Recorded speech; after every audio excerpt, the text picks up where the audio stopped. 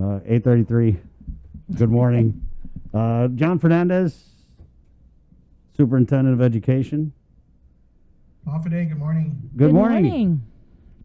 I know you didn't bring me on as your resident expert on congressional behavior, but I just have to say, first of all, as a strategic point, I think dried meat would really pull a lot of support. Dude. I thought, that would be one, that would get my support. But just because it's just been an issue out there, and if I had to take a look, I don't know the rules for the Guard, but I would say there's really nothing. When I think about the word political, I think about partisan, Democrat or Republican. Right. Yeah. Seeking votes, seeking to influence a decision. I think it is worthwhile that we have the ability to educate. And I think we have our Guard members coming out on COVID-19 education, on good behavior, good citizenship.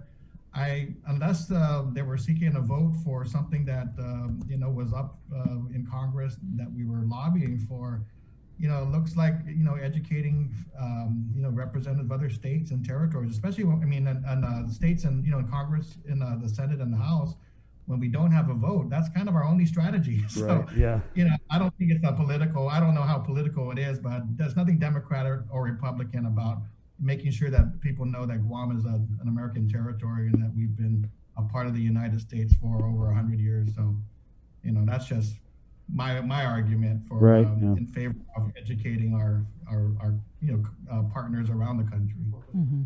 Tanala Cutney. But dried meat will do it. That's what I'm saying. So maybe we do chicken kelaguen, chamor chip cookies, and Tanala Cutney. Tanala Cutney. Boom. That's it. Everything's passed. We're gonna get 1,200 million in federal. 1,200 million. Man, my math teacher is probably rolling in his grave right now. Jon, so let's bring you back face to face. Yeah. Let's talk about face to face. So you're telling us that there was a board meeting, and just what is the status with a full return to face-to-face? What are parents saying? What are you guys' thoughts on that? Well, we've been through this.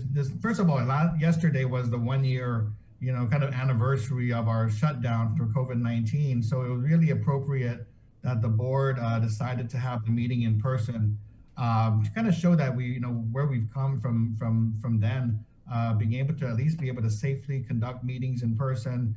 To support our teachers and staff who are out there doing face-to-face instruction at the school sites. And I think, through this past year, there really has been a lot of uncertainty and anxiety, but I'd like to think that at this point, we can see that light at the end of the tunnel now. I mean, things seem to be moving in the right direction in terms of really keeping COVID-19 under control in our community. And we see the president's very, message about vaccination and the goals and the objectives for getting, all American adults vaccinated by, within a certain time frame, and especially, that applies to Guam as well. So if all that, if all that goes as planned, then I can very much see a situation where we are able to more safely reopen schools for face-to-face instruction. I mean, if you can consider that vaccines have been made available to all adults who are interested, across the country. And then, I also understand that the CDC is looking very closely at a study that was just recently released from Massachusetts, where where the findings were that that between 6 feet and 3 feet physical distancing, there really isn't a big difference in terms of being able to mitigate COVID-19, so long as you have the face mask, in place. So as long as face masks are a part of your practice, the 3 feet and 6 feet physical distancing may be revisited. So it was the first study that's been produced, and it was coming out of Massachusetts schools. CDC is reviewing it. And I just think if everything kind of goes in the same direction, the vaccines, the review, and the more studies about physical distancing, that we're going to get to a point where the guidance might change from CDC, and we'll be allowed to have even more opportunities to bring kids back face to face.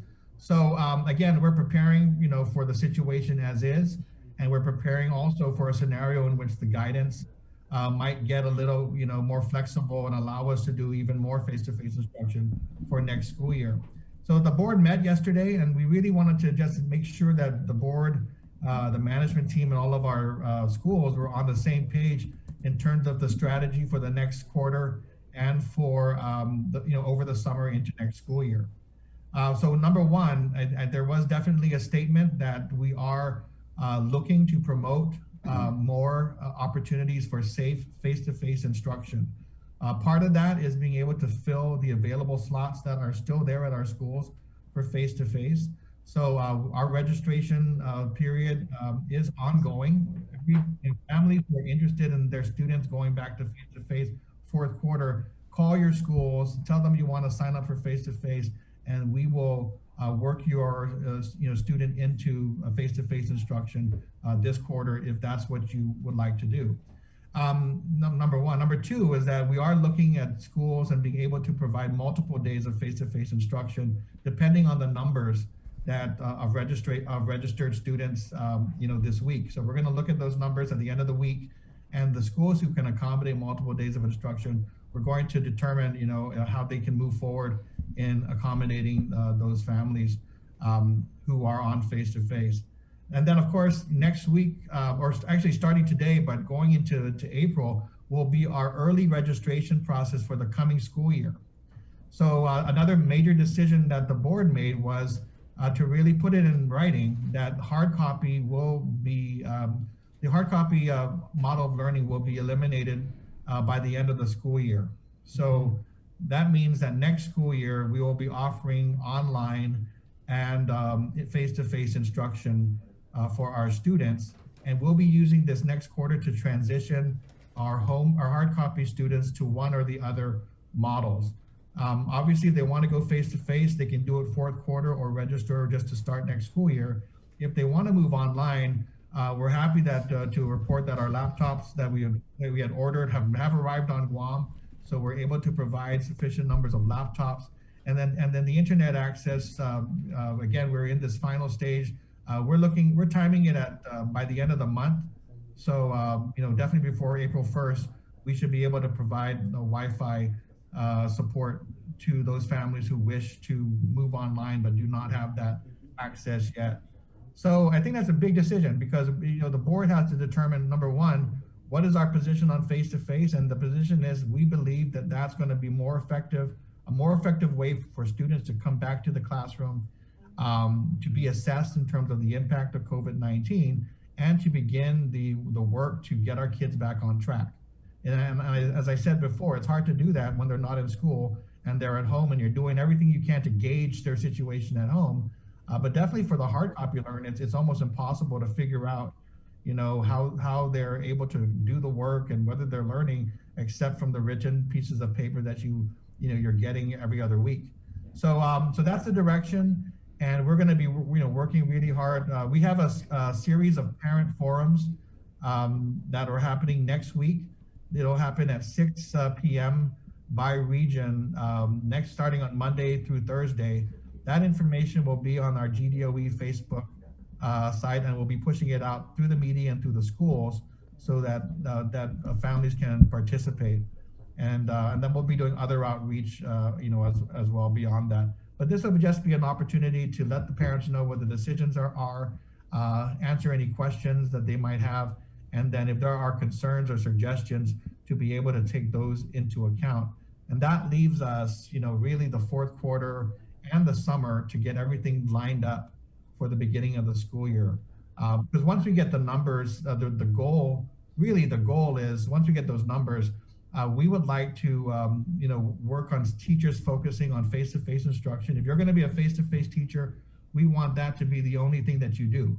And if you're going to be an online teacher, what we want to do is create an online model of learning that is completely separate from face-to-face, so that the teachers don't have to, do both and try to divide their time and divide the week up between the groups.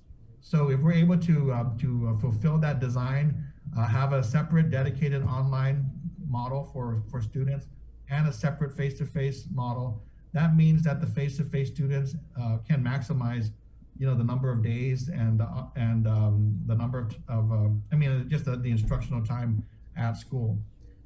So that's the direction. I think the only missing piece here is that we're going to be preparing our default scenario is going to be looking at the capacity of our schools with 6 foot physical distancing in place, because that is the current requirement. But knowing that the CDC is actively considering modifying it, we're going to also make plans to be able to accommodate under the 3 foot distancing. And if you think about it, 3 foot distancing really is just back to normal. I mean, that's kind of how far the kids are in the first place. So I think if they say 3 foot distancing, that's more like saying, hey, you know what, we can go back to normal class sizes. They might require, of course, a face mask. They might require sneeze guards, and we're working on all of that for the next school year, so that we can definitely meet those requirements if that, if the guidance changes. Right. Yeah, and I think that the whole knowing the numbers is going to be really important, because you also have to take into consideration the transportation, right? And that's actually something that one of our viewers is questioning. For example, when returning to face, will buses be able and ready to transport students safely, being all the seats can't be occupied, asking because prior to COVID, the buses were at full capacity at every pickup. Right. So we did meet with the lieutenant governor and kind of walked him through our general plans, and of course, DPW is a big partner in that. So I think where we're working hand in hand is that the physical distancing requirements that are required at school are similar to what to the requirements that they need to have on the buses. So if they are relaxed, I mean, so under either scenario, we have to work with DPW to ensure that they have sufficient buses, sufficient drivers to safely accommodate the students who are coming. So that is all, like you said, it's all dependent on the numbers and working through those scenarios. And but they're aware. And once we get the numbers this week, we'll be sitting down with them to think about the scenarios and really get a handle on how many buses are needed. I do know that they were focused on trying to build up their their supply of available buses in case there was a need for for further support. Of course, this school year the numbers weren't that high, so that never was a major issue. But going forward, if we do push for more face-to-face, and I think that's something that we need to get a handle on early. The other thing that the board was discussing was, as we move towards return to face-to-face, I guess recognizing that right now everybody has an option of going online. So, it is possible that we go to our hard copy students and they say, well, instead of going to face-to-face, we want to go online. I think some of our board members were discussing the possibility of perhaps limiting, or at least seeing if whether it's possible to encourage or mandate our younger students to have to go face-to-face if it came down to that. But at this point, that decision hasn't been made, mostly because the physical capacity limitations at school really prevent us from mandating everybody to go back to school if we can't fit them all back in the classroom. So that decision is still being being handled by the board, and we'll see if there's further direction in future meetings. Okay. Yeah.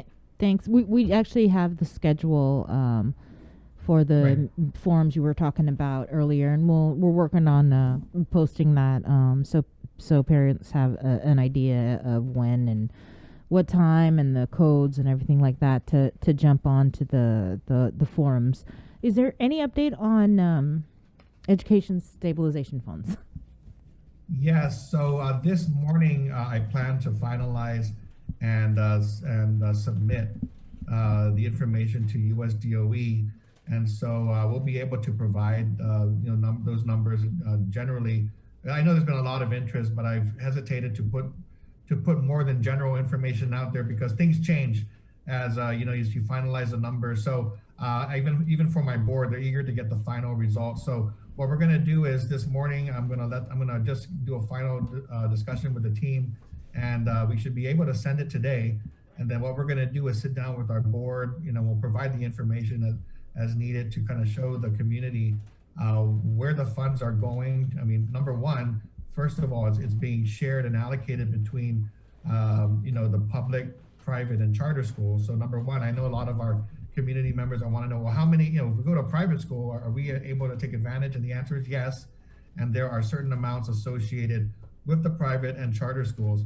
And then the second issue is what exactly is being purchased or supported through these funds. And I'd like to say that just in my overview of all the funding requests, a lot of it's just really focused on making schools a safe place to return. So some of it's really extending the purchases of PPEs that we've already put in place. But you have, capital improvements, restroom renovations, canopy repairs, a lot of focus on air ventilation and air filtration. Of course, there's the sneeze guards, support for temperature screens, support for the isolation room. So a lot of it really, in our first batch, a lot of it was really about personal, PPEs, and then supporting distance learning. Now there really is a lot of focus on just having, if we can get more students back into school, what do we need to put at the school facility?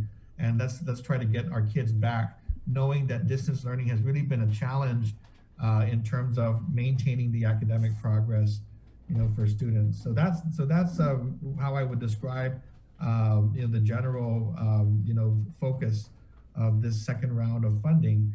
And then, we'll get the details out to the community just once we've, put the pencils down and send it in. What about the American Rescue Plan and what it brings to public schools and, for GDOE? Right. Have you been able to review it? And this is aside from, the direct appropriation, the 661. Right. And also aside from your regular budget.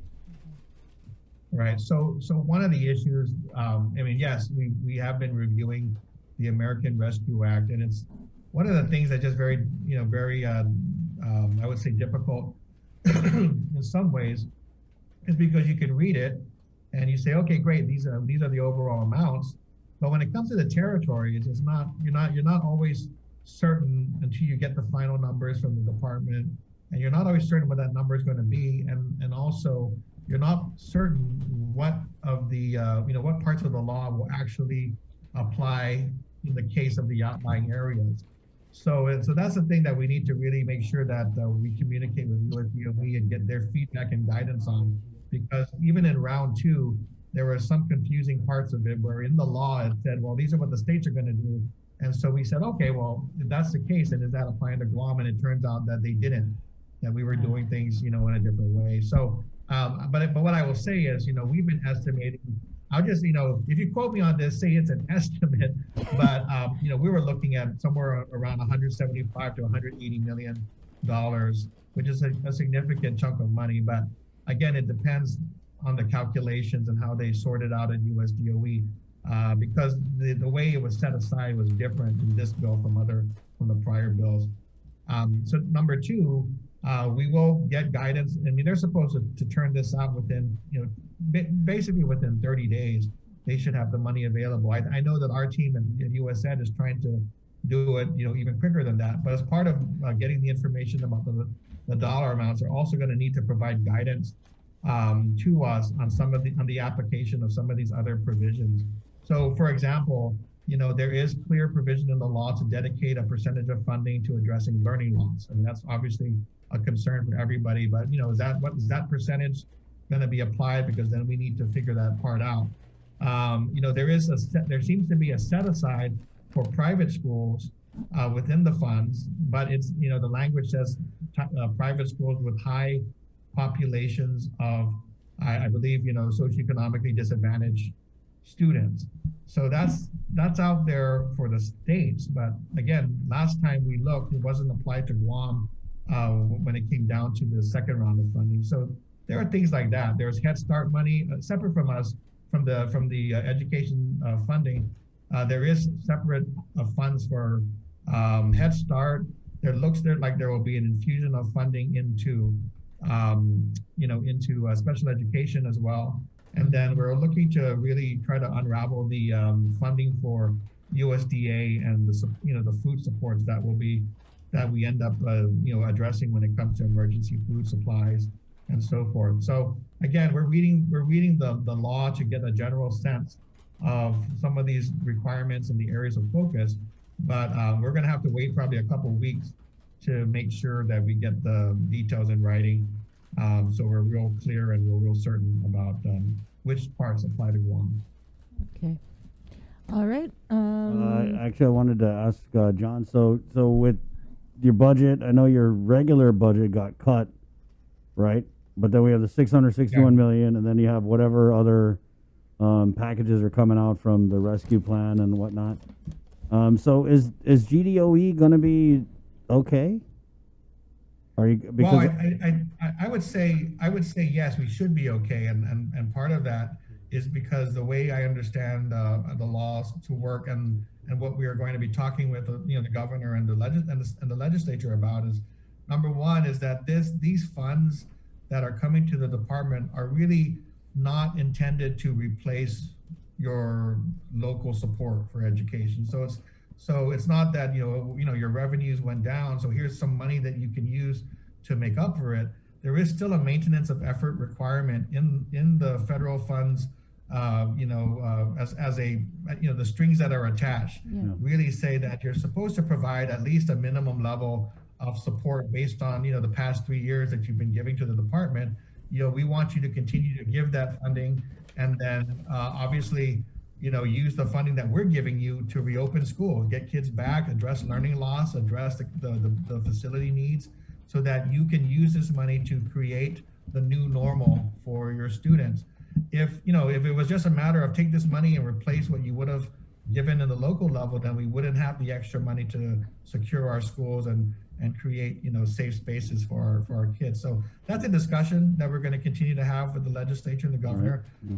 We recognize the challenging financial situation, but hopefully with the funding that the Congress and the president just put out will enable us all to address these shortfalls and turn our attention to the community and to the economy with these funds that are available. Right, because it looks like there's that, and it's already kind of brewing with what some of the Republicans are doing, but this battle to have a say in how this $661 million is going to be spent, right? I mean, I can already just see all the posturing with the legislature and the administration.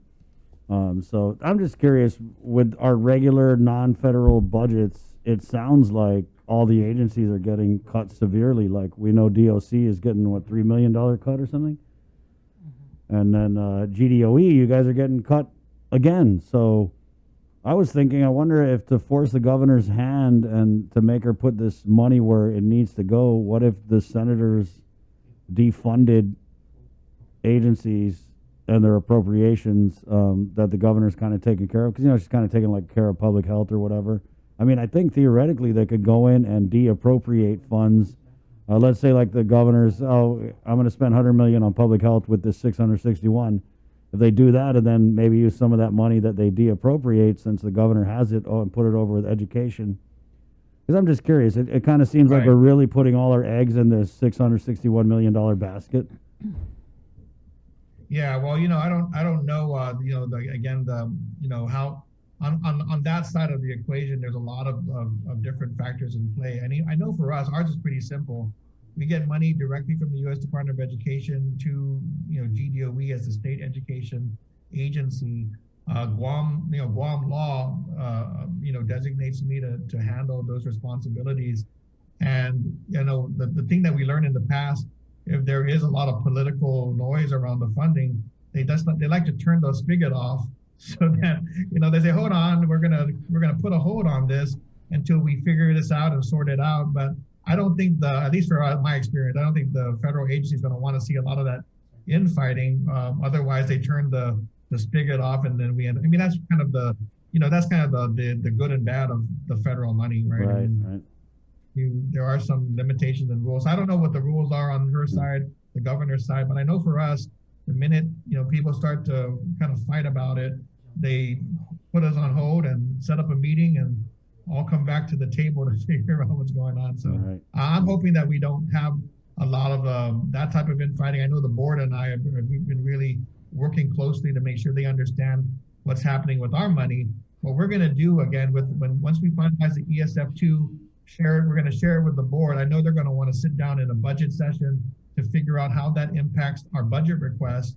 And then I think the plan is to go to the legislature and with an amended budget request to recognize that some of these items are going to be funded by our federal grants. and to amend that request, and then continue to work with the legislature and the governor to meet the maintenance of effort so that we don't, lose these funds for any particular reason or put them at risk. So that's our strategy. Okay. All right. All right. Thanks, John. Thank you, John. Thank you. There See you you go. next week. See you Yeah, next there you week. go. Day. See you next week. Take Or care is for it- now. Yeah, we do have that schedule. Go ahead and post it up now. The Guam Department of Education is currently, as effective today, they're starting to accepting registration for school year 2021-2022 today through Tuesday, April 9th. And in the meantime, GDOE next week will be hosting a series of online parent forums. The first one Monday, March 22nd, Thursday the 25th. They're organized by school districts and they begin at 6 o'clock. There you have the schedule. I believe Jason is posting it for Monday. It's Hadza District, Tuesday Katan, Wednesday Lutsen, and Thursday Lago. All And right. these will also be posted on our social media and also on the GDOE Facebook page. Right on. Also Hey, important, it says if your kids are turning 5 years old by July 31st, you need to register them for kindergarten. okay. So that is an important date to know. All right. Guys, our friends at Burger King are proud to present Whopper Wednesday, where you go to Burger King and you say, I love